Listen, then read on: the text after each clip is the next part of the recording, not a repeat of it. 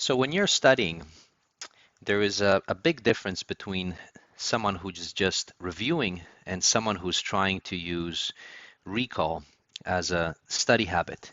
I would highly suggest getting into the habit of recalling extremely early on in your studies.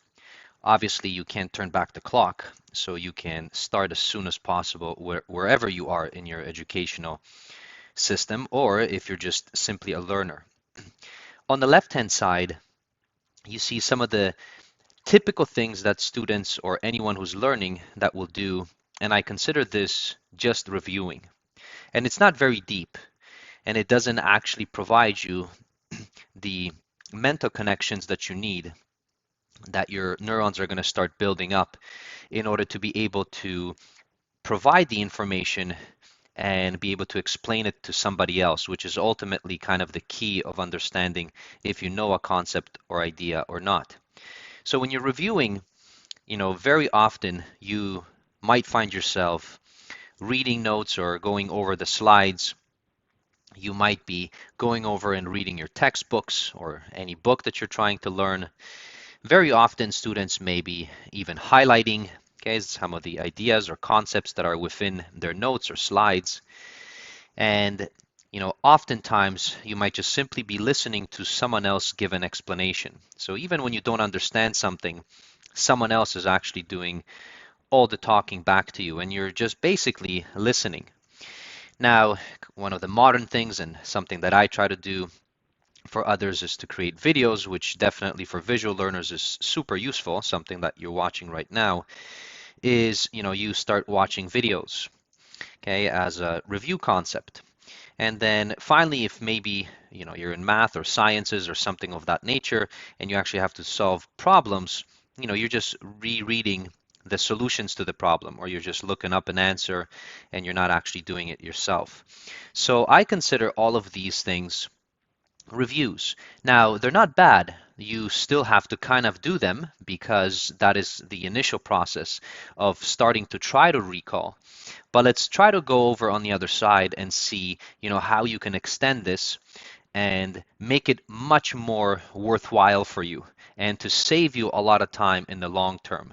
In the beginning, when you're starting recall, it may seem to you that it's actually really hard and also that it may be taking you more time. But remember, any habit that you ever create does take time. And in order to create a habit out of it and get better at it, you have to do it for a certain amount of time. And of course, it will be a little bit different for everybody else. But there's a huge benefit to all of these. So what I consider on the left-hand side, so those things that you see there, these things are the easy way to study. Now, when I say easy, it doesn't mean that it's extremely easy or simple. You still have to take the time to do it. And sometimes it may take a lot of time to try to do all of those things. But it's not the greatest kind of advantage that you would want to take of the time. So we want to be able to kind of shift over and start recalling on the other side of this and see what that means. So for instance, if you're reading notes and slides, when you're talking about recall, one of the more important things is when you are recalling, the key idea is you want to be able to have closed notes so that you force your brain to try to recall the information without actually looking at it. Because if you're looking at it, your brain might fool you and let you know that you actually know it. So the key thing is that you have your notes closed and you're looking for some of the major ideas that you would have. So those major ideas you're trying to recall on your own. And ideally, okay, what you would want to do is say them out loud. Now, I know that it might seem kind of weird because you might be talking out loud. Now, if you're alone, it's not a big deal, but if you're somewhere in public, obviously it may be a big deal, okay, because people may be kind of looking at you, especially if you're maybe in your library and you want to keep it quiet. But the idea is you want to talk out loud, and it doesn't have to be necessarily out loud, but it can be out loud in your head, okay, that you're talking through those major ideas. And you're talking about out loud about the key concepts, okay, that you went through. And you want to try to see if you can explain those key concepts. So that is something really important And not a lot of people actually do this. They'll just read it, so they're reviewing, but they're not actually recalling the information. And it's not until you actually close, okay, your notes, you close your books and whatever it is, okay, maybe your study sheets or something like that, and you try to recall those major ideas back. Now, another thing that I love is writing it down. So you force yourself to writing it down. Now, when I say it, I mean the major ideas that you're trying to learn, because that really tells you if you know it or not, if you can write it down. And ideally, you don't want to just memorize, you want it to put it in your own words. So your own words are extremely powerful, and trying to be able to explain it. Now, that is part of the recall that we have. So when you're doing the reading of notes or slides or books, close them down and then force yourself to try to recall the information, the ideas that you had there, right? So that you can explain it. Now, the highlighting ideas, okay, so that's many students do, is that's the same thing. If you've come across that idea, close it down and then try to recall it and see if you can explain it in your words again, right? Now, listening to someone else give an explanation. Obviously, in class, if your teacher or prof is doing that explanation, you don't want to stop them and then talk back to them maybe because it might be a lecture.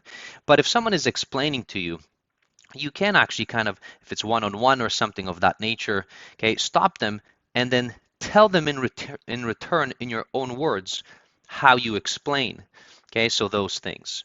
So don't just listen, okay, actively participate. So actively participate. So if you have a tutor or someone or assistant or even a prof and you're in one-on-one or office hours, just go back and don't say, yeah, I understand it. Explain it to that person so that they can kind of go back to you and say, yes, all right, okay, I guess you know it. Right? So that's kind of the power of the recall and explanations. Now, if you're watching videos, okay, often it seems simple and easy when someone else is doing it. Stop them. Okay, so stop the video. And again, just like with closing your books, okay, go back and try to tell yourself what you actually recall from that video. And if it's a problem that maybe they're working on, stop it and do it on your own. Okay, so that is the key. Do it on your own. So you want to be able to do that. Okay, so because it really is testing your mind, do you know it or you do not know it? Right, so that's what you would want to do. Now, here is something which is really important, because when you are going through these problems, okay, and one of the more powerful ways of recalling is if you do run into, okay, so maybe possibly some problems that you were studying within. So it wasn't just big ideas or major ideas that you're trying to talk about, but maybe there is a solution to some problem, right, that you had in your notes. How do you use recall? Well, you use recall, you take the same problem and you solve it. You solve it on your own. You want to be able to see if you actually understand it.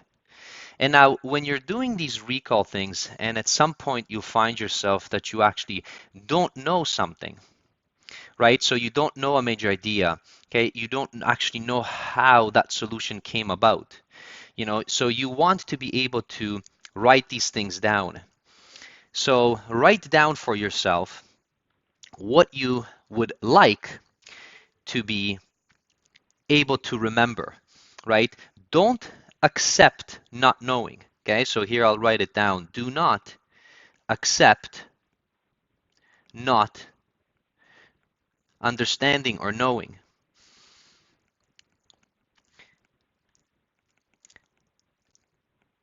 Why not?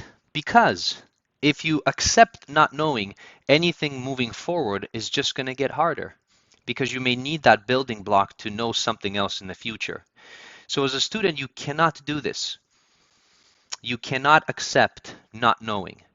You have to be able to say, no, I don't accept this. I want to be able to figure it out. So, write these things down. So write down all the items that you are struggling with. So write down what you are struggling with. Now, when you do that, you need to have now a plan, right? So what's going to be now a plan that you're going to try to figure this out? Because that's always something that people think. And it's not magic. It isn't that someone is going to give you some magical pill and then all of a sudden you know. No, it doesn't work like that. So how will you go after the things that you don't know and that you struggle? So you have to be able to, ask friends that you may have in the class or something like that. So ask others, right? You can consult books, try to look at solutions, try to look at videos, try to see if you can find the information, right? The key thing is not accepting that you don't know.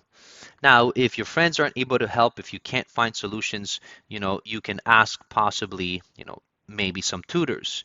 You can ask assistants, right? So maybe there are assistants, okay, that can help you. And of course, you can ask the prof or teacher.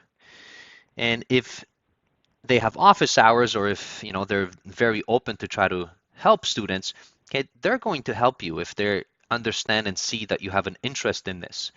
So ask the prof or the teacher to try to explain those concepts to you, okay, as best as they can. So recall is actually active studying. Okay, it's not passive. So here, this is very passive. It is something that someone else has done for you and you're just going over it, right? You didn't write the notes, okay, or at least the creation of them. You maybe just copied them. You didn't write the book, right? You didn't create the videos and you didn't create the solutions. So that's very passive. Someone else has done that for you. So you want to be very active in your studying, and that's what recall is. Close the book. You do it. You explain the idea, right? You actually try to solve the actual question. And then because you have the solutions, you can go back and then see, right? Stop the video and explain, okay, that particular problem or whatever it is that is being explained. Force yourself to do that. Yes, it's hard, and that's the thing. So for recall, when you're doing all of this, the key idea here that you want to understand is hard. And when it seems hard, okay, your brain will pick up so much more information. So don't go for the passive, okay? Be very active when you are recalling information. And just as you've watched maybe the other videos which were related to the scheduling of time and calendar and so on, you schedule these little recalls within, okay, and use them wisely. So I hope that you find the difference between reviewing and recalling and use recall as often as you possibly can. Okay, thank you for watching.